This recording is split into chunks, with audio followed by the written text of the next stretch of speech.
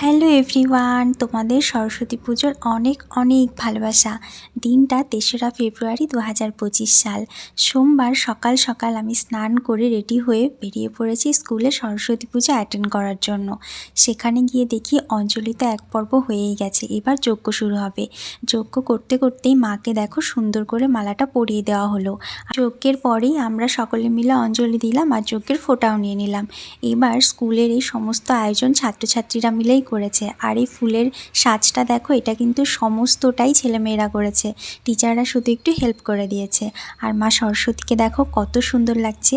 এই একটা পুজো যেখানে ছেলেমেয়েদের একদমই বলতে হয় না স্নান করে অঞ্জলি দেওয়ার জন্য, তারা আগেই রেডি থাকে। আর এগুলো হচ্ছে স্কুলের ছেলেমেয়েদের হাতের কাজ, যেগুলো সরস্বতী পুজোর দিন লাগানো হয়। আর এই যে দেখো, খিচুড়ি প্রসাদের আয়োজন করা হয়েছে, বাঁধাকপির আয়োজন করা হয়েছে, কিন্তু আমাদের খাওয়া হয়নি। আমরা মোমো আর ঘুগনি খেয়ে বাড়ি চলে আসলাম। বাই।